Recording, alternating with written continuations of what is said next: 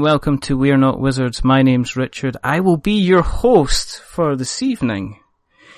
And joining me tonight is a gentleman that's known for YouTube.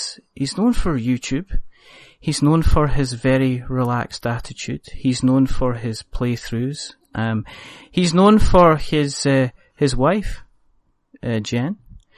It is the one, the only, the rather wonderful Mr. Richard Ham, also, as everybody knows him, Rahdo. So, good evening, sir. How are you this evening? I am A-OK, other than the fact it's around 90 degrees Fahrenheit here in Malta. I don't know what that is in Celsius. Apologies. You'd think I'd know that after living in Europe for 10 years now. But I still, every time I have to think about it, I have to do the double and add 32 math in my head. I don't know, it can't be 65. Is that 65? Is that less? I don't know. Otherwise this would be the weather podcast. We need a meteorologist. Where's a meteorologist when you kinda need one? It's just ridiculous. But, first of all, thank you for coming on. This was a case of me doing my normal, which is seeing somebody I'd like to speak to and going, hello, would you like to come on the podcast? And you said, yeah, send me a message. And then it kind of came from that. So I really appreciate you taking the time out, sitting inside in 90-degree heat with a glass of water, speaking to a Scottish guy who can only dream of getting into the high 60s. Let's be kind of perfectly kind of honest. First of all, for everybody that's joining us for the first time this evening, hello, thank you for joining us. The reason that we do this is quite simply because we believe there's not enough podcasts out there about board games. We've had a good check. We're now checking through YouTube and seeing if there's any kind of podcasts on there either. Still haven't found any.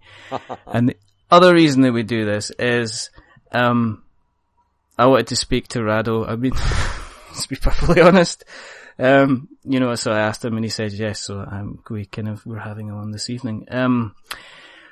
I'm sure that you've done this millions of times. I'm sure that you've spoken about your history with the kind of the genre and the hobby itself. But can I jump back a little bit further than that? Because I did my research. Yeah, I went on LinkedIn and and I thought, let's have because I said, right, if I'm going to speak to somebody who's well known in the industry, I have to go and actually have a look rather than just say, let's not do any research and just kind of play dumb. But you were involved in, Fable 2, which was a really kind of one of my favorite games, at the time. What was it before you did that, what did you do? What was your involvement in that game? In Fable 2 specifically, yeah. I was the co-lead designer. I think my official title was design manager. Mm-hmm. I worked very closely, hand in hand, predominantly with Dean Carter, who was one of the original co-creators of the Fable franchise, the Carter brothers, Dean and Simon. Yeah. Founded Big Blue Box, and, they were kind of taken under Peter Molyneux's wing, under the aegis of Lionhead to get the Fable 1 out. And I had already been in the video game industry for, 12, 13 years by that point. And it's interesting, I came to Lionhead not to work on Fable, even though I had been a big fan of the first Fable. Yeah. I came to work on the console version of the movies. Oh, okay. Yeah, because Activision thought, this is going to be a big deal. This is going to be our version of The Sims. And I had been the lead designer on the console translation of The Sims back when I was in Texas. So they hired me for that. Uh-huh. And that was a lot of fun. I was having a great time. I got to work a little bit on the PC version of the movies. I kind of helped out with the movie editor and just a few little things here and there while we were doing preliminary pre-production work for the console game. And then, very, very sadly, and much to everybody's surprise, the movies on PC just did not take off. Everybody thought it was going to be a monster hit. And it was certainly well reviewed. It was hugely loved. I mean, there was a big, big fan base making tons of movies with it. But the game just kind of fizzled. And as a result, the console version got shelved, which was heartbreaking. I was so keen on what we were doing there. But at this point, I'm I'm living in the UK. I'm working at Lionhead, and so those of us on that team had to make the shift, and I ended up taking a lead design position on Fable 2, which had I think they had been working on some preliminary stuff for just a few months when I came in. Yeah. And and the rest is history.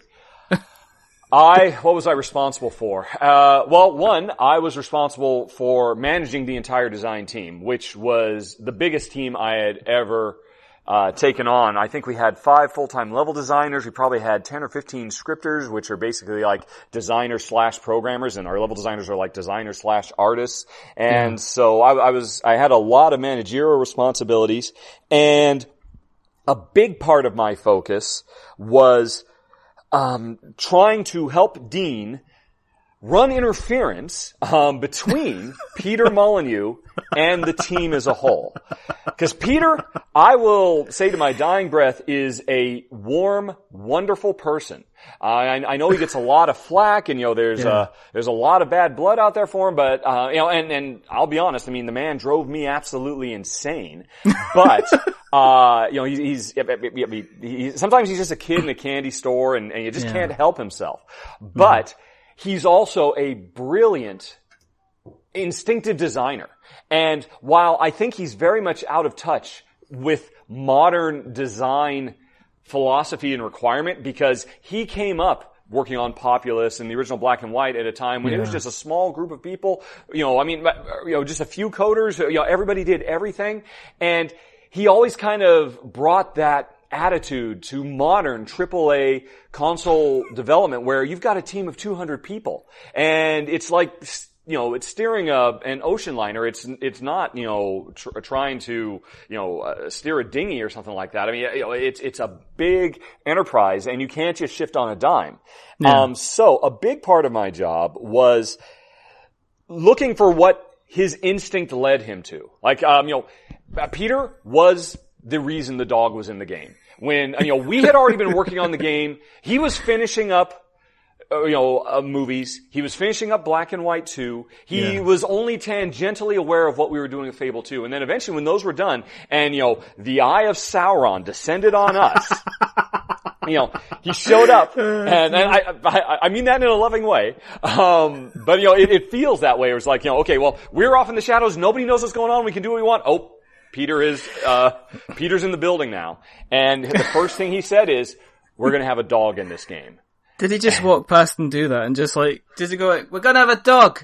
Yep. Kept on going like that. Yeah, pretty much. I can just imagine. And the thing is, I mean, there was a minor riot among the team. The team wanted none of that. What? This isn't our vision for the game, because certainly there was nothing quite like that in the original Fable. And, if we have to have a pet, let's at least make it a dragon. Or, something cool. A dog? There's nothing cool about that. But you have to give Peter full credit for understanding what was so powerful and universal. And I'll be honest, both Dean and I got it immediately. Peter said that, he talked to us about it, and we were immediately on board. Yes, you're right. This is definitely what we have to do. But then the problem was, all right, okay, we've got this vision from on high. We think it's brilliant. We got to convince the team it's going to work, because they're going to go kicking and screaming into it. And now that, we're on board and we know what Peter wants out of it, we just have to keep him at arm's length so we can actually do the thing. Which again is a full-time job.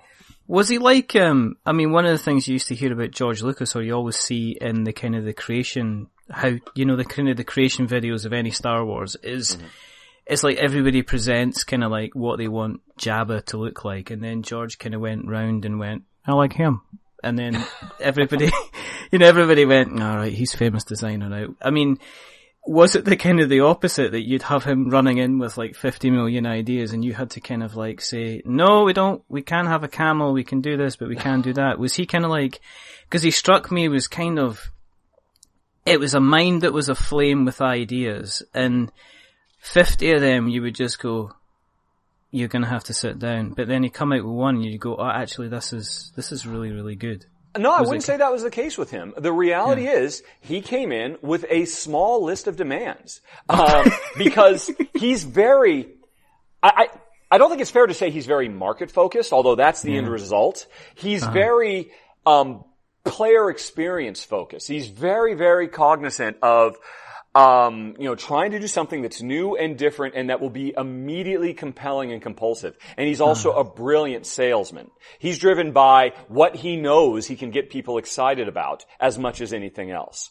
So, after he came on board, one of his pillars was one-button combat. And, he spent the better part of 2 years talking that up to the press. And you've played Fable 2. It's kind of BS. We don't really have one-button combat, even remotely. But he was still very, very keen on it. And in fact, in some ways, he was kind of ahead of the curve, because you look at what Batman Arkham Asylum and following that, Assassin's Creed, because he pushed this idea before those completely retrained the entire industry into what third-person melee combat should be. He knew there was something to that of, look, I just want to push a button really fast and see my character do amazing stuff on screen, and I want to feel like a hero for it. Is that too much to ask? Of course, that is now the driving, consideration. Of course, there's still skill and whatnot involved, but these days more and more, game design is about empowering players and making sure no matter what, no matter where they go, what they do, it's always going to be amazing. You're my age. We came up, on the original Nintendo when what happened on screen was amazing because we had amazing skills with our thumbs. Absolutely. Now, what happens on screen can be amazing just because you push up on the analog stick and, hold down the interact with the world button and oh my god, look how incredibly cool this is. Exactly. And I don't know, I'm not here to decry that. I don't want to be the old man on the porch saying, in my day, you did real skill. But, that was a big thing that Peter wanted. And he knew why he wanted it, because it was an idea that he knew would catch on. Yeah. And he wanted the dog because, it's not like anybody else. There were like some Diablo clones that had dogs or pet cats, but, there wasn't really anything that had been pushed to the level that we ultimately pushed it, where it was, there less as a element to, use as another gameplay design tool that you have as a player. It was there to form a strong emotional attachment. He knew, spoiler alert for anybody who hasn't finished Fable 2, but it's been a few years now. I didn't say the whole thing. He came in and said, right, players are going to have a dog, and that dog is going to die after we make players fall in love with it. Goodness. That is what is going to happen in this game. And as soon as he said, oh my god, you're right, we can totally do that. That will be amazing. And so I was on board. He had a few things like that. Another one I can remember that actually I thought was really, really interesting. And it actually kind of gives a little bit of insight into what it's like working with Peter. He had this notion that in the world of Fable, if you're going to be a hero, why not make it like, he was kind of enamored with the Marvel Comics notion of secret identities for the hero. You're amazing. You save the world by night, but then you just go to your office job during the day. Peter Parker is a mild-mannered photographer. That kind of thing. And so, you may have noticed that the jobs you can do in Fable 2 are really mundane. Yeah. They're dumb. They are. And that was on purpose. It was a continuation of Fable 1. You had ways that you could, make money and all that. You had little pub games and whatnot. And when we started to work on those, and we were going to upgrade them, we're going to do this amazing thing. You're going to be able to be a bartender running the bar, and it's going to be this incredible game that uses all of our 3D, light parkour elements that you're, jumping over the bar and serving stuff and trying not to spill the drinks. It's going to be this amazing game. It's going to be so much fun. He's like, yeah, we could do that. Or what if we just do a whack-a-mole, push a button and timing kind of thing? And we're like, okay. And that's when he started. At the time, he was really into World of Warcraft. And he was amazed how compelling he personally found crafting in that game to be. Because it's dreary work. Just go out, Click on a rock to collect resources. Once you've done enough of that, go back to town and click on a forge to, and do that he was surprised he would do that for hours. He thought, okay, I want to explore this. And I want to see how far we can take that kind of mundanity and tie it into this notion of what it's like to be a hero. And I have to admit, he sold me on it. I was very, very interested because that was a wild, far out idea. That was flying in the face of pretty much what standard design dictates, that you're always the hero, that you're always doing amazing things. And I'm like, okay, I'm on board. And so our entire economy for the game, was predicated on this. That, if you were going to be a good hero, because this is an interesting thing. We knew most players wanted to be good. We had this data from Fable 1, and most games that have good and bad tracks, they always make everything equally balanced. It's same end result where, whether you're good or evil, you'll still get just as much good stuff. You'll still always be powerful and all of that. We decided, and this was really more me and Dean, but working with, kind of piggybacking off of this kind of, secret identity thing that Peter was really keen on, was that, well, you know what? The rewards for being good should be a reward in and of itself. Yeah. Because Peter Parker never gets ahead by being the good guy. It was the kind of go-to example. So we figured if you just went the good path and you got your halo and always did the right thing, you'd be dirt poor. And we knew we were going to have some, connectivity elements, and you'd be able to see the way other players are going to evolve. And you know what? If you went evil, the riches would pour in, and you'd have all the best stuff. And so you could be, a really rich, corrupt, get everything you want out of life if you're willing to bend the rules, or you could be like Cain, wandering the earth. From the 70s show, Kung Fu. Oh, Kung Fu, yeah. Yeah, exactly. That was our go-to. You can be Cain, wandering the earth, penniless, but pure. Yeah. And so everything was built around that. Yeah, you know what? If you need some money and you want to be good, go get a day job.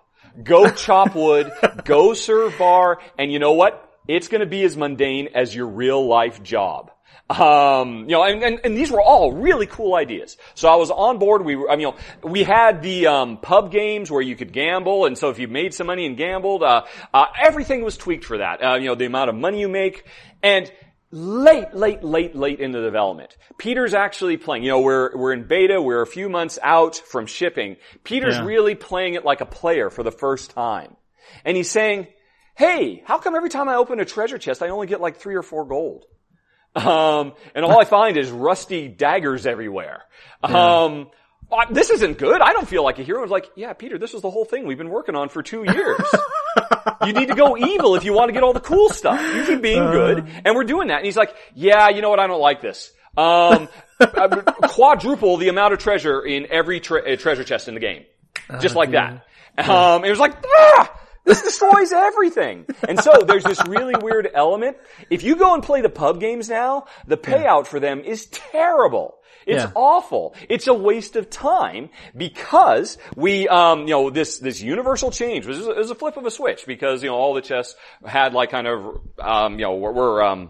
like automatically generated to a certain extent through our editor tools. Scripted and things like that. Exactly. So we could flip a switch and just instantly change how all they worked. But the pub games were done externally by another developer, and I contacted them. I called them on the phone and said, dudes, you gotta change all your balancing. Peter's just changed everything. He doesn't understand what's gonna happen. Because he just doesn't see that. And like, we can't. We've already submitted. We've gone gold. Because you remember how the pub games shipped a few months before us. We can't change it now. And they're like, So, that's why you get really weird schizophrenic stuff and the economy is totally borked.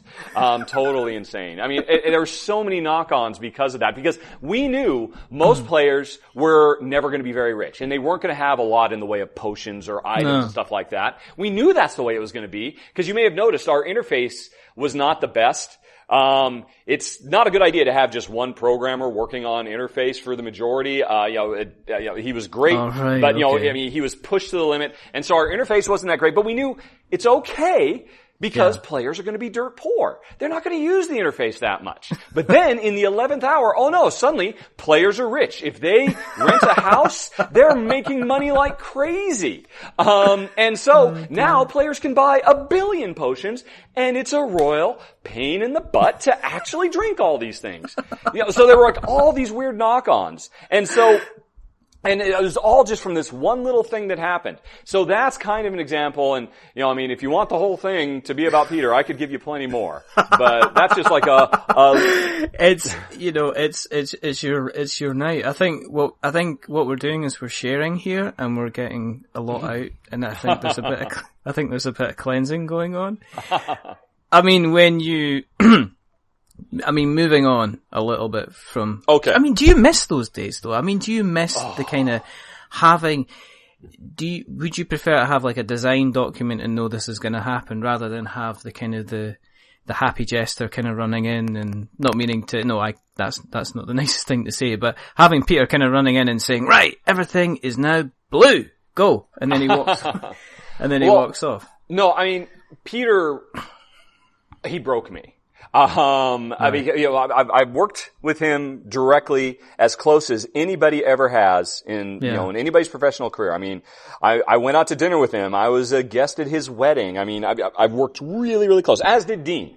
And I have to, as much as he drove me nuts, I had kind of the easy job because my design responsibilities were the simulation. That's why I have all these stories about the simulation and the balance and the economy and all that. I was really focused on a lot of that stuff. I was focused on the dog. I was focused on the side quests, all the weird little esoteric side adventures you can do. Dean's main job was the main storyline that drove you through, the tale of revenge and all that. And so, man, as much as he broke me, he really broke Dean too, because Dean was in that meeting room with him for hours every day. Whereas anyway, at the end of all that, for the first time in my life, I had high blood pressure. I was, my health was starting to suffer, and I realized I just can't do this anymore. And so, Fable 2 was a monster hit. Won the BAFTA. But, that year. But yeah, I didn't get any Fable 2 royalties because I had to get out. So I had nothing to do with Fable 3. It's interesting. Fable 3 is, I think, an example of what happens with Peter's raw, unbridled ambition and amazing ideas without any kind of, filter. Without anyone to say, right, okay, Peter, we can't do that, but I understand what it is you want. Here's what I think we can do. Now, I have no inside knowledge. I wasn't there. But, Fable 3 has some very big ideas, and I don't think they pay off as well as their ambition should lend them to be. And so, I think that's a reflection of Peter with no shackles other than just the hard, cold restraint of time. And I don't know. Like I said, it's well behind me. After Fable 2, I went on to Splash Damage, worked on Brink, and then after that, I said, okay, I'm done. No more video games. By that point, I had been doing it for 20 years. And, if you know anything about the video game industry, at that level, it's 60 to 80 hour weeks for it's years crunch time and at a stuff time. like that, isn't it? Yeah. It's like, it's, you don't see, well, there's, there was always that famous, email from the EA widow that was all about crunch time and people sleeping under their desks and stuff like that. Do you keep up with Dean? Do you still speak to Dean from time to time? No. I don't know. I'm not really a look backwards kind of guy for the most part. I love Dean. I would love to go to lunch with him sometime. He ultimately, I think he made it through Fable 3 and that broke him. And and he's actually living out in the States now, and he's doing little independent, awesome, beautiful, gorgeous development, and taking his time and doing it, going old school, doing everything himself, all the art, all the programming, all the music, all the design. And I think he's in a happier place now as a result. He's charting his own way. Pottering about kind of like a a guy in a greenhouse or something like that, looking after his individual plants and not having to worry about the massive garden centre. Yeah, that's good. Yeah. They used to, yeah, well, you know, that's the best analogy I can come up with within 2 seconds notice. So you got out the games industry. Now at that time, were you just thinking about something to do? Had you already been playing the kind of the board games type stuff, or where were you with your cardboard at that time? It was cardboard that did play a big role in me getting out of pixels, switching from pixels to cardboard. Yeah. I have to admit, I'm only a recent board game devotee. I mean, I've told the story a lot of times. People can hear it on my podcast, but Pandemic was our gateway game, and we only discovered it in 2009. But prior to that, I honestly didn't know that modern designer board games existed. Hadn't even heard of Settlers of Catan. I thought, board games? Well, that's either, Toys R Us Monopoly Fair, or it's Magic the Gathering, or it's Games Workshop. I figured that was it. Oh, and Dungeons and Dragons. I thought that was the full extent of it. I had no idea anything existed. Through a quirk of fate, I happened to discover Pandemic. My wife and I fell in love with it. And, I had that very standard geek transformation over the subsequent 12 months, where I went from owning one game to owning 150 games in the space of a year, or what, ridiculous metamorphosis that so many of us go through. And and the thing is, with every day that I was like a beautiful butterfly coming, out of my years of, being a video game caterpillar, I found it harder and harder and harder to muster enthusiasm for, continuing to work on digital because, my wife and I, for years, we have always looked for video games that we could share. I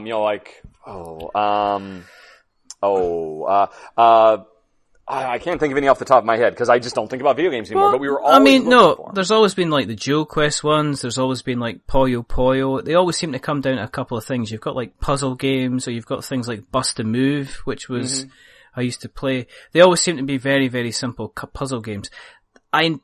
Unless it was like driving games where you're racing. Mario Kart, Mario Kart is still excellent. We did several years of MMOs, EverQuest, followed by Asheron's Call, followed by Dark Age of Camelot, followed by, I think Anarchy Online for a little while, and then World of Warcraft before we eventually got out. So we were always looking for those. But as we started playing these old style pieces of cardboard and wood things sitting at the table together, it was so much more compulsive and compelling than the best experiences we'd ever had.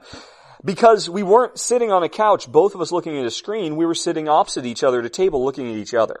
And it got harder and harder, like I said, to continue to muster the same enthusiasm and to make games or even to play video games.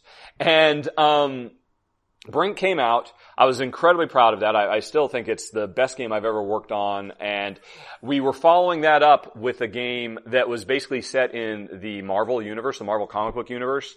And it was kind of following up some of the ideas we'd done in Brink. I was incredibly excited for it. I'm a lifelong Marvel fanboy, make mine Marvel, all the way back to when I was a kid. And I was so excited because this was actually going to be canon. We were basically going to be telling the story of the third Secret War in the Marvel's universe. We actually had Greg Pak as our writer. I actually made many trips out to New York and got to hang out at Marvel Comics offices, just talking comics. Wow. I knew years before the rest of the world knew that, Nick Fury was going to go black to match Samuel Jackson. I was having the time of my life. But it was weird. I was enjoying all this, and it was interesting. As all this was going on and we were working on Marvel Secret Wars, I was bringing more and more lessons from all these board games I was experiencing into this video game design that I was working on. And so I was finding a way to make it all tie together. But then there was a change in upper management at Disney, and just like that, overnight we were canceled. And it was heartbreaking. And that's it. I'm done. I'm done. Honey, I'm done. I came home. I can't do this anymore. That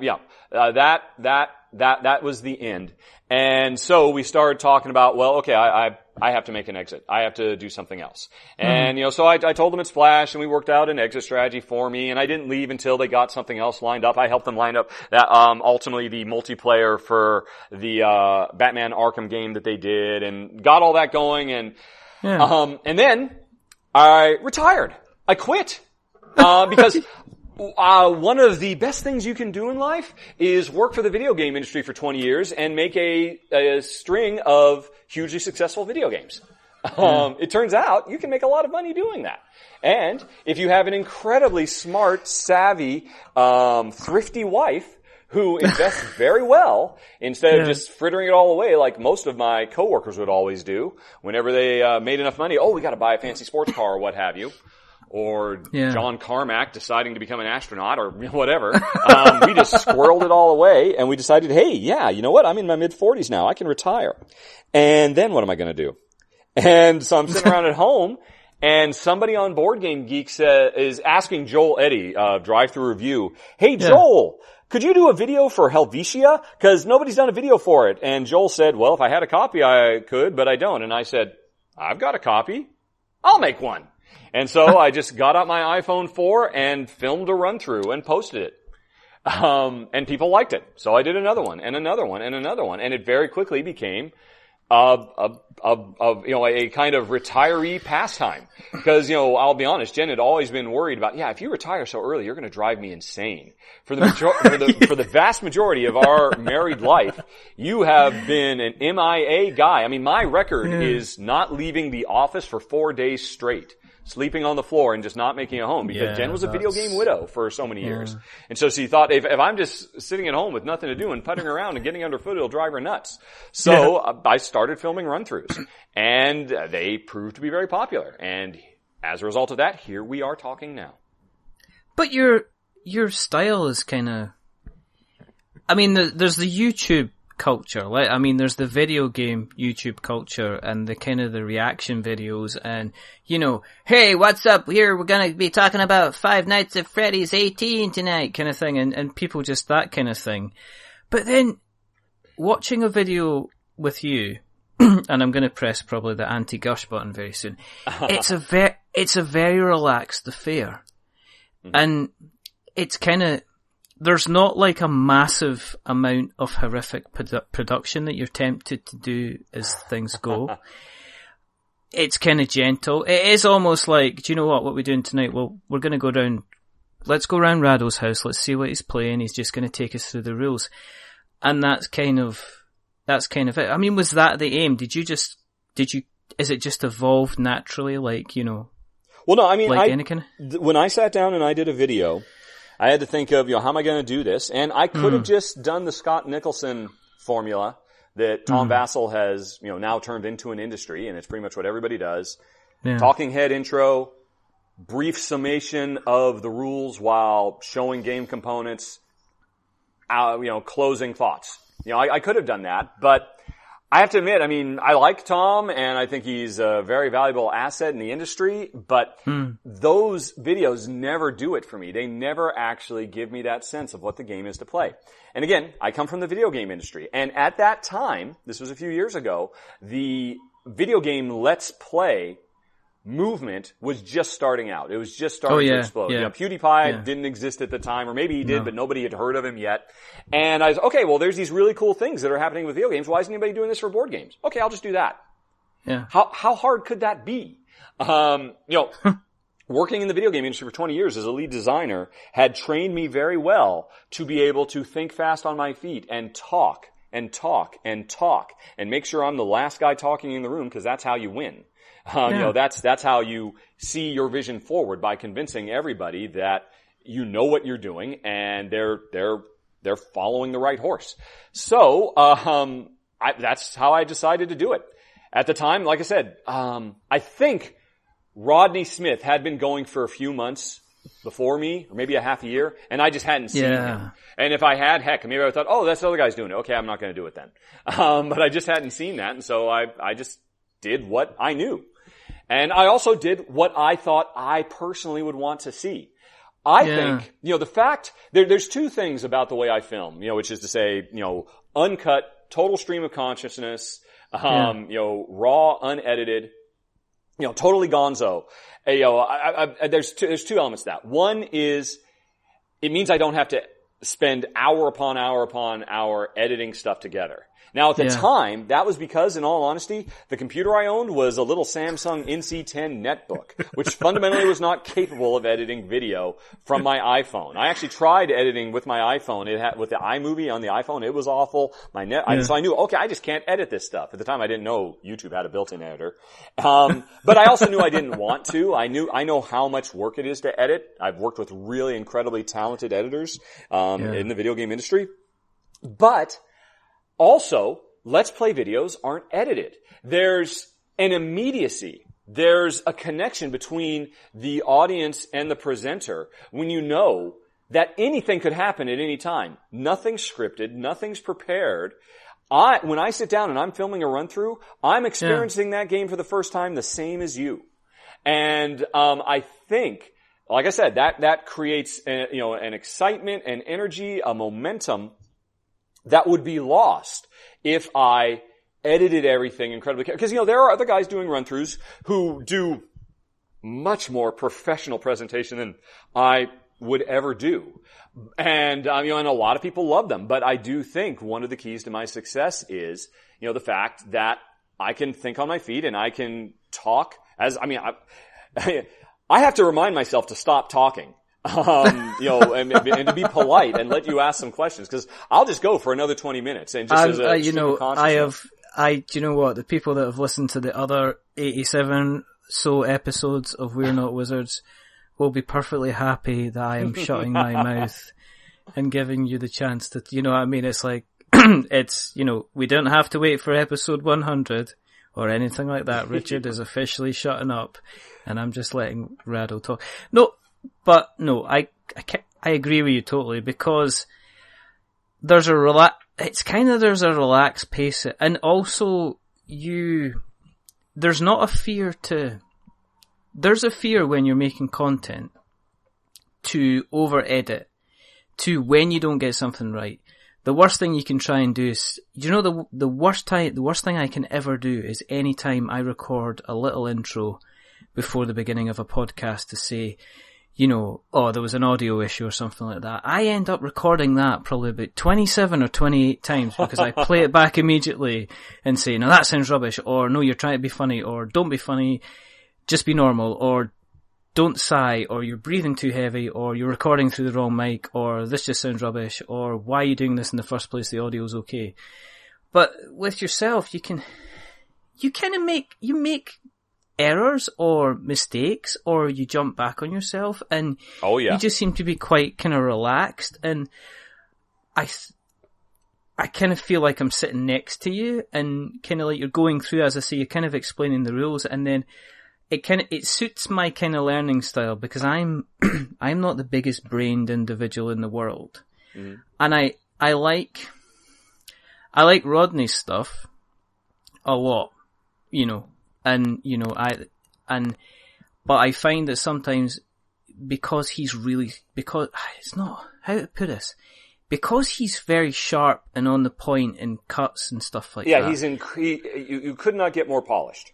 No, you can't, but sometimes I find I have to rewind the bits because I'm not getting them the same time. Mm-hmm.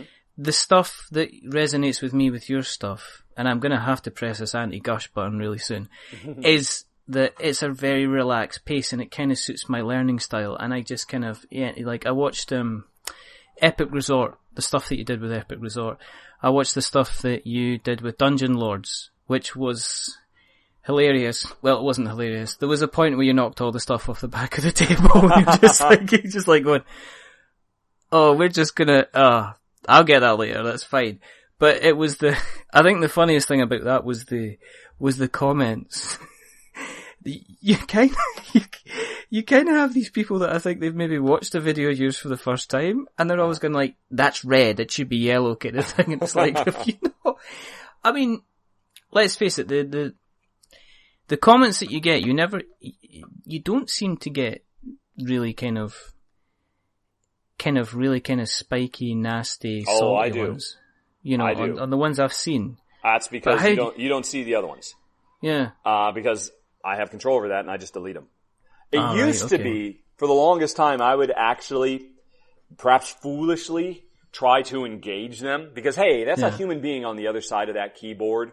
And I bet anything in their day-to-day life, they are good, kind people who have a lot of friends, who everybody loves them. And it's just something about the anonymity. And it's just something about the internet. And we as a human species have yet to truly understand how to treat each other with kindness and respect through this medium. It just brings out the worst in people. Oh, so yeah, I used to like try to get through that and say, hey, look, clearly we both love this game. I love it because I filmed it. You love it because you're watching it. Can you just not be a douche and we can just enjoy this together? I mean, why do you feel like you have to come here and be this way? And I've given up. I have to admit, it's a big, big failure and it's really depressing. I've just now gotten to the point where I just delete them.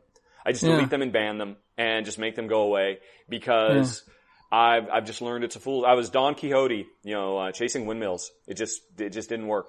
And, it was driving me nuts. It was driving me insane and trying to fight for civility. And so now, I'm pretty cutthroat. I just, some things I'll leave, but I am, I slash pretty regularly all the, what do you call it? The spiky stuff? Yeah.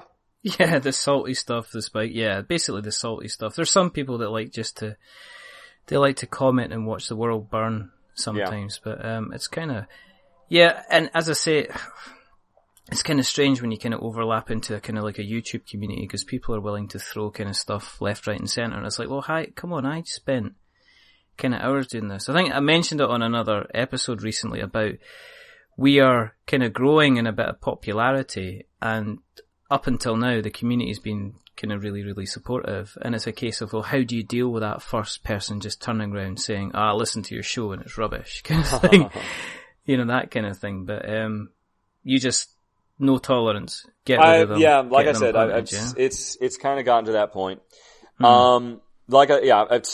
It's interesting. It's really been over the last half a year or so, the last 8 or 10 months that I'm for my own sanity, I had to stop.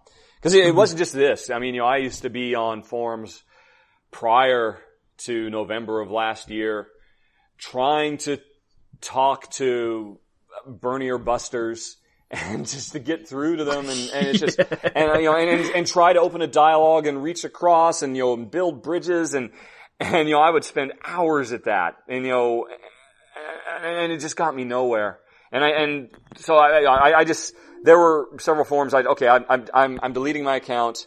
I mean, one of them was actually a invite only video game industry forum that I'd been in for years. And I told them, look, I can't stay here anymore. It's too toxic. I need this out of my life. Delete my account and never let me back in. And I said, no. Here's the email. You can contact us if you ever want to. You can come back in. We really appreciate your voice. No, do not let me back in. And more recently, I've had to do the same thing on Boardgame Geek. I used to subscribe to the general forum where people would just talk in general about board games. And I love it. Yeah. There's, 90% of everything that's talked about there is great and wonderful and interesting. But, it's human nature to be drawn to the fire. And it was making me lose sleep. It was making me miserable. I mean, it's interesting. Rahdo Runs Through has brought more negativity into my life than anything I have ever experienced. And I've worked on video games that were played by millions of hardcore, ravaging, don't think twice about not being nice. But I don't know, maybe it's because Rahdo Runs Through is 100% me. Everything there is a reflection of me. Everything that's said about it is said about me. If somebody's gonna rip apart a video game I worked on, it's easier for me to abstract it and take a step back and say, well, okay, that person doesn't understand the compromises I had to make, the restrictions we had due to time, due to budget, due to Peter, due to whatever it might be. And, this isn't about me, but everything about Rahdo Runs Through is about me personally. So, every time I see another thread where people are just shredding me, and a week doesn't go by on Boardgame Geek now where there aren't people just coming out of the woodwork, saying how crap I am, and it just gets me down. And I think, and again, these are kind, generous, wonderful people. I'd be willing to bet money that their family members would be shocked to know how much pain they cause me with their casual, dismissive, toxic negativity and cynicism. And, and they'd say, and they just brush it off. He's just being a sensitive Sally. He's just being a snowflake. Yeah, the number of times I've been called a snowflake, oh man, so. When's the last time you saw a snowflake in Malta? Yeah. Not tonight. Definitely not tonight. I mean, in terms of the games that you record, yes. Do you get pleasantly surprised on a regular basis? Because you do, you seem to do regular kind of Kickstarter games. Have you been pleasantly surprised, or do you get pleasantly surprised on a regular basis about how some of the games are still being innovative and still being interesting and still introducing kind of twists on mechanics which are really fresh? No, I wouldn't say I'm surprised, because I mean the board game industry is in its infancy. Yeah. I often, to draw parallels to other entertainment industries, board games hasn't even had their Birth of a Nation by D.W. Griffith. Board games hasn't had their Pac-Man. Yeah. And people think, oh my God, Settlers of Catan is a big deal, or Ticket to Ride, or Monopoly. But, Pac-Man had a top 10 Billboard charting song. Everybody in America played Pac-Man. Settlers of Catan doesn't have that. And so, yeah, we're learning how to crawl. We haven't even gotten to where we're walking yet. I mean, it's hardly even scratched the surface as to what can be done with little wooden cubes and sheets of cardboard. So, no, I'd be surprised if there wasn't still just an amazing, every month, something that just says, wow, now that's smart, that's clever. And I'll also say, I mean, the way I vet what games I'm going to film, I'm very rarely surprised once it gets to my table. At any given time, I've got a queue of about 20 rule books I've got to read. Because, my show's popular enough that I'm often contacted, especially by, startup independent Kickstarter games, saying, please cover our, because it'll have a big impact. I mean, it just will. And, but the thing is, about a year or two ago, as I was getting more and more into this, I noticed that Jen, my wife and only gaming partner, was starting to push back. It used to be, hey, well, I'll try anything. But it was really starting to burn Jen out. And she's like, man, when was the last time we played a game we really loved? And as soon as I realized, oh my God, I might lose her as a gamer, that's when I put the kibosh on him, and I suddenly, overnight, became very, very picky.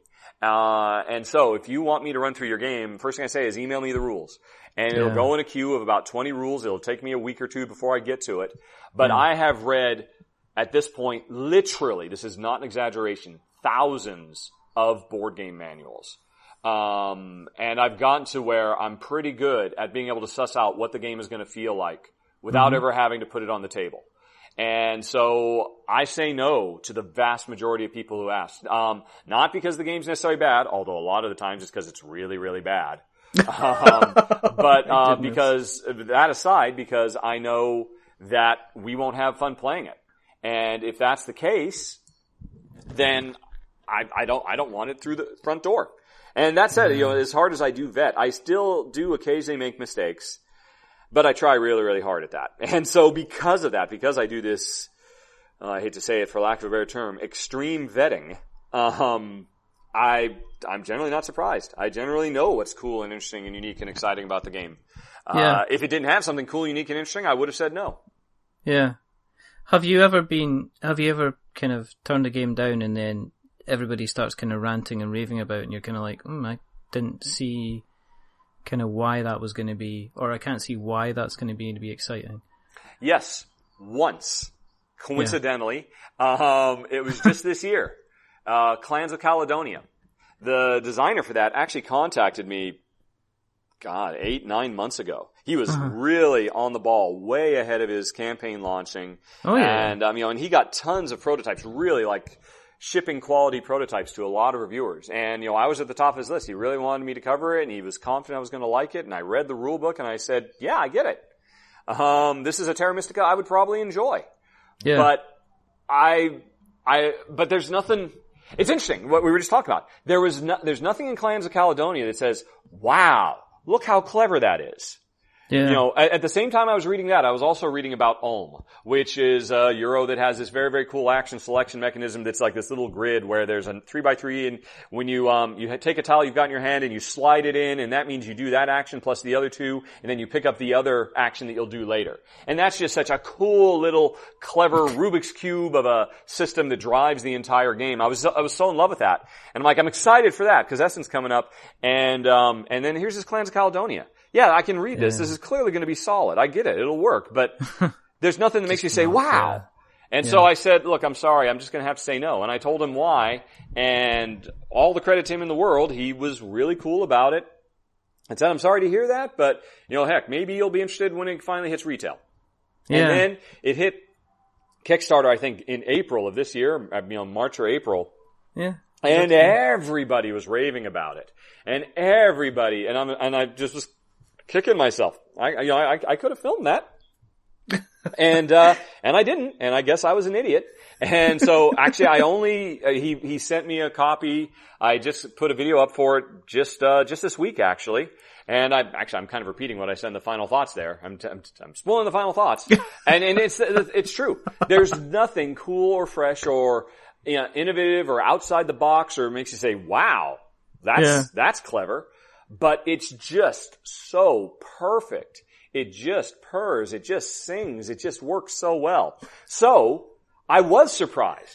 I was surprised by how banal it was, and yet it could still be so amazingly fun. So I guess I lied to you earlier. Yes, there was an example of something that did surprise me, but not for the reasons you would have expected. I saw the most recent video I saw was City of Kings. Frank West's City of Kings. That you seem to kind of enjoy it. Yeah, we did. I can't wait to get my copy. I was quite jealous because I was, in fact, I think I shared the video on Twitter, and Frank's been on the show 3 times now. Because the first time he was on, we were going to talk about his game, but we didn't. And the second time we were going to talk about his game and we did. And the third time was when it kind of funded through basically the stratosphere and kind of beyond into space. I think it ended up about 300,000. Oh my God, really? I had no idea. Yeah, he funded, That's fantastic. He funded kind of, really, really well. So I shared it, and his first thing was, who's got hold of the game? I was like, cause it was an old one of yours. I think you were just taking you just going through how you were playing it and stuff like that. But that was it. But again, it was the relaxed kind of pace kind of thing. I mean, It's funny you say that because I get so much feedback that I talk too fast, that I need to slow down, that I need to stop mainlining caffeine. I don't drink caffeine. I don't drink sugary pop. I only drink water. That's all I drink. I don't smoke. I don't do anything.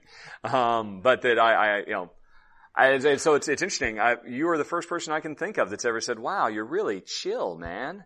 Well, it's just, I mean, maybe it's just because I speak quite fast. But I kind of find that I don't know if it's because it's kind of in your house, it's in your home, it's on the table, everything's kind of set up. There's kind of like, you're just kind of going through it. I mean, I don't know, it works for me. I mean, that's the thing at the end of the day. Are there, playthroughs that you just like to do, you'd like to do games that you've maybe missed out in the past that you just like to do for a bit of fun? Is there any games that you'd like to do that way? There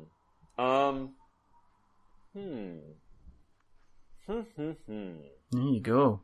Let's see. Let's now insert the dead air while I think about that. No, I mean, that's fine. I mean, you asked, nothing comes to mind. Hold on a second. I will go to my list. I will go to games.rahdo.com, which is a list of... No, that's a list of everything I've already filmed. Okay, I need to go to ranked.rahdo.com, which is a list of every game I have, and I will scroll down to the ones that I have not filmed. Oh, wait, no. Yeah, no, games.rahdo won't work for that. Okay, sorry. Hold, please. Okay. Insert some music here. All right, so, yeah, this is easy. All right, so what do I own that I have ranked that I have not done a run through for? Dominion. Yeah. Although I've been meaning to do that forever. I intend to do a top 10 Dominion expansions. So, that's just going to be a lot of work. Sentient. Actually, that run through will be going up probably next week. Oh, there you go. Steam Donkey. That was a neat little game. But I wouldn't say I'm dying to film it, though. Jam Sumo, that would be kind of fun, I suppose. And not the kind of thing that people would normally ask for, which is too bad. It's a really sharp little game. PAX, Hellas, Primetime, Deadline, Iliad. I'm going to have to say no. Oh, yeah. There you go. There you go. I mean, I can certainly look at some of these and I'd say, well, I'd kind of like to do them just because I know the game deserves better. And I wish the word got out. Like, Eaten by Zombies was a really cool little deck builder. And, it's such a sad story. The designer got the rights for it back and he ran his own Kickstarter to get funding for the first expansion for it or the second expansion for it. And it just curled up and died because nobody had heard of it. Yeah. And I'm like, dude, why didn't you contact me? I would have done a run for you. Because I really like it. So, but that's just because, I don't know, probably the reason more than anything else that I do so many Kickstarter run-throughs is because I like helping people, because I know it will have a really, really big impact on them. And so, yeah, there'd certainly be a lot of cases like that, I suppose. Maybe. Are there games that, well, there'll be hundreds of games out there, but are there games you're kind of looking forward to just getting your hands on as a player, not as somebody who's going to be doing a run through of them? Oh, sure. Too many of them. Hundreds of them, literally. Yeah. Let me go back to Board Game Geek. I'm just going to go. I'm always very studiously keeping my Board Game Geek wish list up to date. And I really leverage the ranking system. So, because there's literally hundreds of them. Let's see. The first page, things I ranked a 1, must have. Oh, no, literally, my wish list is 930 entries long. Of games that I want to, games or expansions I want to get. Now, that's a small forest, Richard. Yeah. Yes, it's ridiculous. Probably only the first, let's see, there's probably 300 on this page. So I'd say probably the first 150 or so are ones I know I want. And then everything else after that is like, oh, that sounded interesting, but I don't know enough to actually say I want it. But, I could list 150 games that I'm super stoked for. And I could give them to you in a relatively rough order of importance, if you'd like. I don't know if you want that, though, or if you want me to just pick out a few specific ones. Just pick a few. Just a couple that you would like to get your hand on. I will limit myself to the ranked number 1 must-haves. And what are they? There are 1, 2, 3, 4. All right. So, Legends of Andor, The Last Hope. Yeah. I love Legends of Andor. Actually, I have to admit, the second one, The Journey to the North, I was a little disappointed. It wasn't quite as good as the original. It kind of lost something the original had. So I hope Last Hope, which is the end of the trilogy, I hope that really turns it around. Not that it needs turning around. Journey to the North was still fantastic, but I gotta finish it out. And then I only hope it does so amazingly well that Cosmos decides, hey, let's make a legacy version of Andor, because that would just be beyond amazing. Speaking of legacy games, Charterstone. Super stoked for that. Yeah, and Pandemic Legacy Season 2. Obviously I will beat feet, and I will cast anyone aside who gets in my way and prevents me from being able to play that. Dragonfire. I fell so head over heels in love with Shadowrun Crossfire, and at the time when I did my run through, I said, my only complaint is why couldn't it be high fantasy? And now it's going to be high fantasy. So, that's amazing. Merlin. Which is Stefan Feld's next game, going to be coming out at Essen, another big, crunchy, million things going on all at once Stefan Feld game. Escape Plan. I've been waiting for this for years from Vito Lasarda, the Vinos gallerist guy. This is his take on a bank heist. Which, right, okay. And what's a bank heist going to be like from Vito Lasarda? If you know how deep and rich his simulations are, how deep is he going to go on the simulation of a bank heist? That's got to be insane. It's going to be down to what kind of petrol you put in the car. Indeed. All right. Oh, and actually, at that point, I'm going on into 2s, which are not must-haves, but one step below must-haves. Yeah. Would you ever jump over the line and kind of get into the design yourself? You've obviously got the years of video game design. Or are you quite happy to just observe and comment and kind of run through games. Yeah, in all honesty, making video games for so long changed me. I mean, I've been playing video games since I was a little kid. When I, in the 70s, when I discovered that Pong was the first thing that in the universe that I was actually better at than my dad. Because my dad was a god to me as a 5-year-old. He could do anything, but I could beat him at Pong. And he wasn't pulling punches. He was trying to win, but he couldn't touch me. Ever since then, I was, a diehard devotee of video games. But, making them for 20 years and spending more time thinking about how they're made rather than just playing them. I can't play a video game to this day without studying it and dissecting it and taking it apart. I don't want that. And that's one of the things, board games, my discovery of board games hastened my exiting from video games. I haven't played a video game in months. I haven't played anything seriously in years, like with any kind of devotion. But it wasn't the first time. What was it? Between the PlayStation Xbox One era and the PlayStation 2 Xbox 2 era. The Xbox 360 era. Yeah. I was starting to burn out. Back when I still lived in Texas, and I was like, okay, I think I've seen everything I need to see. And I'm just having a hard time mustering enthusiasm. I mean, there's just nothing new, nothing interesting. I'm just doing the same stuff over and over again. But then the 360 came out and introduced achievements. And that was such a revolutionary thing. This metagame that tied every game I play together and, creates, a meaning, a purpose to my gaming. Granted, it's a stupid purpose, just, trying to, work my way up a score chart, but still, it was so compelling that it kept me going in video games for probably almost another decade before I got burned out again. But I saw it happen. And that first time I was burned out is because, hey, I've seen everything there is, and I know how everything is made, and I'm just not interested. I don't want that to happen to board games. It's my number one worry about Rahdo Runs Through, because I do spend a lot more time. I mean, the only parallel I can draw is Jen, the only player I play with, and she doesn't study these things. She plays it, she enjoys it, and when it goes back in the box, she doesn't think about it anymore. But I don't. I analyze them, because as I'm playing games, I know I'm thinking the whole time, what am I going to say about this game? How am I going to talk about this in my final thoughts? What are my final thoughts? How does this compare to that? And it's changed me as a gamer. And I don't know that that's a good thing for me. So, I'm certainly not going to do Rahdo Runs Through forever. Sorry to say. No. And, whenever I do stop, that will be one of the reasons, definitely. Because I don't want to burn Jen out, and I don't want to burn myself out. No. You're continuing to, you fund the show through kind of like Kickstarter. Yep.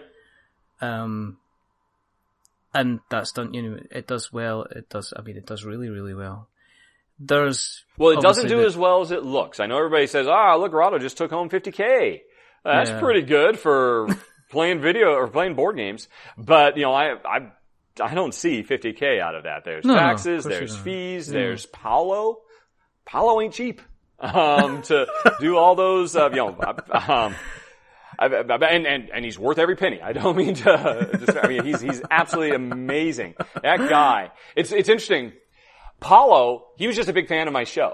And every time I put up a video, within an hour, he was driving me nuts, pointing out every single mistake that I would make. And and I knew he hadn't even played these games. He was just able to intuit based on what I said. Oh, you must have made a mistake there. And then he was making my life miserable because I would have to go in and add all the annotations to fix them. And then one day I said, dude, can I pay you to do this? You're already watching all of them. Within a half an hour of me posting it, no matter when I do it, you seem to be there, ripping it apart. How about you just save me? It's been a very good relationship. I love Paula. That's pretty cool. Yeah. That's pretty cool. So, you said yourself, this is, it's not going to go on forever. You're going to kind of keep doing it. Well, it's interesting. I started doing the funding, because like I said earlier, I was a successful video game developer. We made a lot of money, and we are at a point in our lives, in my late 40s now, where we can retire. Neither Jen nor I have to work. We live very frugal, simple lives. It's why we live in Malta, because the cost of living is just so astronomically cheap here. Yeah. But if we live we don't eat out, we don't go to movies, we just live crazy, crazy cheap. But that means I don't have to work. But living crazy cheap means I can't buy board games. At least not to the level I did when I was working full time, and I'd buy, I'd pay $4,000 or $5,000 or $6,000 a year, in board games, like any good geek, like any card carrying geek. And I realized, okay, well, I'm just gonna have to stop doing that, and that's fine. But hey, if I can just raise a little bit of funds so that I can keep those games coming in, great. And so that's why I did the first one. And the second one. But the third one, I think I've done 5 of these Kickstarters now, was because there was kind of a sudden and unexpected change in our circumstances. Basically medical stuff with my mom and all kinds of things. And I realized, I can't afford to not work anymore. Yeah. And so that was interesting. I think that was the third year where it changed. And it wasn't, this is just a lark, this is just a hobby, and I'm just doing this funding so I can keep getting the game, so I can keep doing it because I'm retired and I don't want to go stir crazy, and this is just, a fun thing to do, and it did become a job. And it's still the best job I've ever had, because it's the only time in my life I've ever worked for myself. Jen, she's done that her entire adult life. She's always worked for herself. She's run her own, graphic design firms, and now she does her own, fine art glass and all that. But, so it's really, really great. But it has changed now that it's a job. And it's funny. You mentioned right up front that you checked me out on LinkedIn. Yeah, right? I did, yeah. One thing you would notice, if you look at the dates, from job to job, I could never stick it out for more than 4 or 5 years before I was going so stir crazy I just had to move on. Yeah. You can see it's just like this regular repeating pattern. I'm starting to get to that point with Rahdo Runs Through as well. I'm starting to hit that same threshold. And so for the last couple of years, like I said, I'm doing it for a job because I don't want to make Jen a video game widow again. I don't want to go back to doing that. No. But we'll see how things move forward in the future. Could we end up seeing kind of Rahdo the games consultant that you jump in and give people advice? Oh God, I've actually had several people asking me about that. That sounds like no. And, have you ever thought about doing games development? Do you want to come out here? Do you want to be a spokesman for us? Do you want to do development for us? I always say no. Because I don't know, it'd be really hard to go back to working for somebody else, in all honesty, now that I've been doing this. Yeah. It's the best job in the world. Tom Vassell will confirm it, as will Rodney Smith and the Shut Up and Sit Down guys, and who else? I guess, Jamie from Secret Cabal podcast. I think that might be it. I think that might be the entire list of people in the world who do this professionally. And it's not a big list at all. I've had conversations before. We had Michael from Two Can Play That Game, who was saying that it's for Toucan, right, yeah, the Toucan. I love that. That is, I have to admit, as soon as I saw that, I was like, why didn't I take that? That was brilliant. That would have been perfect. I'm sure Michael will really appreciate that you've coveted his name. No, he said the same thing. Is like, there's in an industry that seems to be really kind of starting to blossom, and there seems to be kind of a bit of money kicking around, and we're kind of getting interest from external industries. Weta did Kickstarter recently, but they've obviously got money behind them. Yep. There was Riot Games doing Mechs vs. Minions. Mm-hmm. Again, video game company, a lot of money behind them. But it seems to almost be like the video game industry, where the guys that are creating content and creating media, there's very few of them that can actually claim that they're kind of maybe making enough money to kind of get by, and they always seem to be kind of supplementing their income. The shut up and sit down guys, they're constantly working all the time. I don't even know how they have time to kind of sleep. Well, and to be fair, I suspect they make a lot more money off of Cool Ghosts. Because a lot of people don't know this, they have a video game channel as well. That they run on Patreon. So because still, if I really wanted to make the money, I should just dump this whole board game thing and switch Rahdo Runs Through over to video games. I know I should do that. Just would you not enjoy it interesting. as much? No, I would not. But I could fake it until I make it. You can fake. There you go. Yeah. Rahdo's a faker. Oh, well, dude, I mean, it's weird. My whole life has led to, has been a long extended, training exercise for this job that I'm doing right now. In high school, I was in a lot of, amateur plays and productions. And I got a job as a door-to-door vacuum cleaner salesman. And, when I was in college, I worked for years on the phone doing customer service at Nintendo as a gameplay counselor. Really? And, I remember phoning those guys in the UK asking about Scotland? help for... From the UK? Yeah, well, there was a UK-based helpline thing, Mm. so I wasn't going to phone America. Imagine that. Yeah. The bill getting from... Well, I didn't understand how to get that switch in the Zelda game, so I had to phone this up day, I could probably from memory tell you how to get to the Maui ball in the original Metroid. I had to walk people through that so many times, hundreds of times. So I did that nonstop, and then I was a video game designer. And it's weird, the first game that I did a couple of little things. And the first game I was the lead on was the original Siphon Filter. And, Really? I only was the lead on that because the lead designer on it quit and just quit the industry altogether, as I would do subsequently 20 years later. And he had enough. And so, okay, well, just put the kid in charge. Give it to him. But I was working alongside the lead artist on the game, who had been in the industry for quite a while. And John Garvin, great guy, love him now. But at the time, oh man, he was gunning for my job so hard. And my first job as a lead video game designer was so sink or swim. I was in the deep end of the pool with the sharks. And I learned very, very quickly, like I said earlier, how to talk and be the last one talking so that my way was the way it went. Because, John and I, it was a friendly rivalry, but it was a good partnership. We pushed each other. But, it's one of those ones that, you hear about in the music industry that can never last. And it was ultimately going to flame out. Even though maybe we got the best out of each other, I don't know. But, that's where I honed my craft through all those years, being somebody who can talk and be engaging, and hold an audience's attention. I remember when I was in Texas and we were working on DreamWorks Shark Tale. We did a video game for Shark Tale, and I had to fly out to DreamWorks, the main campus, because, the movie, which was being developed at the same time we were working, was, there's like 500, 1,000 people working on that. Yeah. And that's a far cry from us. So we were like 60 or 70 people working on the game, and there's like 500 people. And I'm going to go out there and I'm going to make a presentation. I think, am I going to present this like Jeffrey Katzenberg or something? Is Steven Spielberg going to be there? I don't know. And they said, no. Will Smith. They don't give a damn. Jack Black is not going to be there.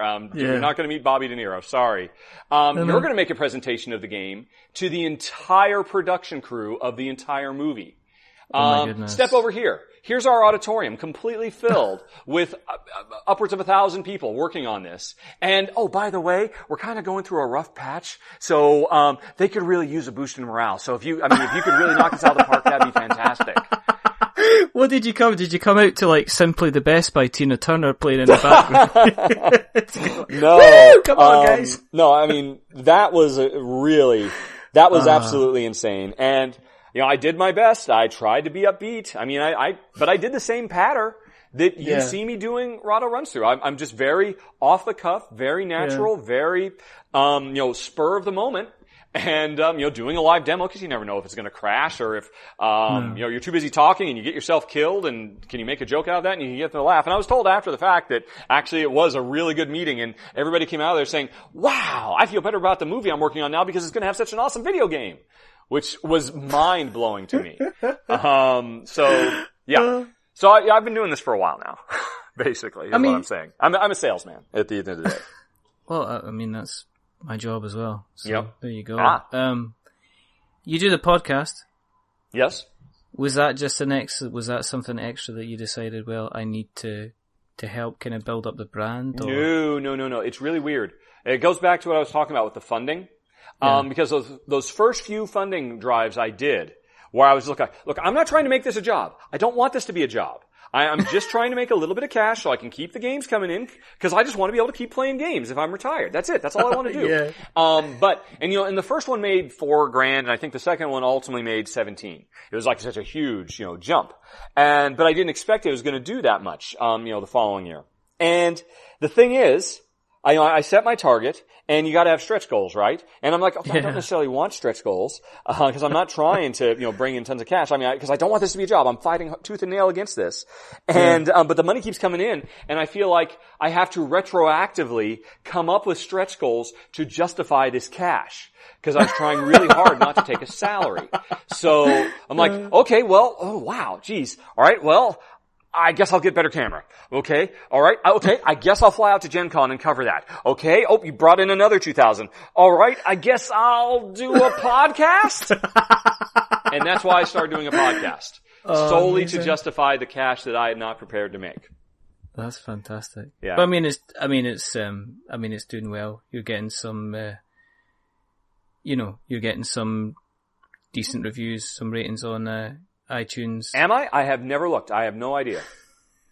I have to admit, it's such an ancillary thing for me, and I know that's kind of pompous for me to say, because of course I've already got a following from the videos and all that, so I have kind of a leg up over everybody. But is it doing well? I have never gone onto iTunes to look. I look at it on a regular basis, and let's face it, it's always above us in the charts. So how do I rate? I have no idea. As I'm scrolling down, there's always shut up and sit down at the top, and then you go like that. Okay, there's Critical Hit. Okay, that's fine. Oh, there's Rahdo. Okay. Am I in the top 10? You're always floating round about this is the UK though. You're always hitting round about the 100 spot. Oh, okay. Wait. Oh, no. You're saying the 100 period, or you're talking about like 100 for board game related podcasts? Yeah. Okay. Exactly. Okay. Phew. Yeah. Jeez. If you tell me I was 100 no, that'd be insane. Okay. The top 100 in all of the podcasts. Yeah. That would not compute at all. Okay. You'd have to do a board game. I'm only in the top 100, huh? I guess I gotta work on that. Don't do that, because it just makes it worse for me. We're not gonna get it. No, I'm still just gonna do it in my stupid way. I just basically, I do it in the laziest way possible. Hey, here's the new games I've heard about, and I'm going to talk about the top 10 I did a month ago, and hey, please send me questions. Because the whole show is just answering questions. Then I don't have to be clever and come up with stuff, I just have to answer questions. What I do is I randomly tweet at people that I've seen on social media and ask them to come on the show. So that's a good one too. That kind of worked. Yeah, it worked. Yeah. It kind of worked this time. I am conscious of the time. I'm conscious it's very, very hot in Malta. Yes. But if people want to keep an eye on where you are on the interwebs, where can they find you? Rahdo.com takes you to my YouTube page. Yeah. Podcast.rahdo.com takes you to a page where you can subscribe to the podcast. Mm-hmm. Guild.rahdo.com takes you to a discussion forum devoted to all things Rahdo runs through. Cool. You can subscribe to me at twitter.com/Rahdo, facebook.com/Rahdo runs through. Just, that kind of stuff, I guess. Excellent. Or just go to Google and type in Rahdo. And they'll find you. Yeah. You're it's not a common name. I believe there's some DJ in Bangladesh who also uses the name Rahdo. There's a DJ Rahdo out there somewhere. And every once in a while, you might stumble across him, and I don't know, maybe he does great work. Maybe he does as well. Maybe he sings songs about board games. Wouldn't that be weird? That would freak me out. Ah, dear. Listen, this has been fantastic. I've thoroughly enjoyed kind of having you on. So thank you very, very much for taking your time out in very, very hot Malta. Have you finished all your drink? Have you got any left? Oh, it's long gone. Oh yeah. Okay.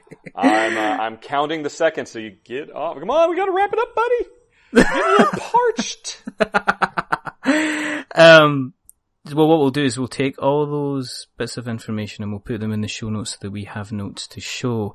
For people who want to find out and keep a track on what we are up to, then just go to Google, search for We're Not Wizards, and you will find us on Twitter and Facebook and YouTube and Stitcher and Spreaker and Acast and even Apple Podcasts. And if you like what you've heard tonight, then please consider dropping us a subscription. Drop us both a subscription if you're not already subscribing to what Rahdo's doing. And also, if you like what you hear, drop us a review. Now, as we always say, don't give us a 10 because that'll make us big-headed.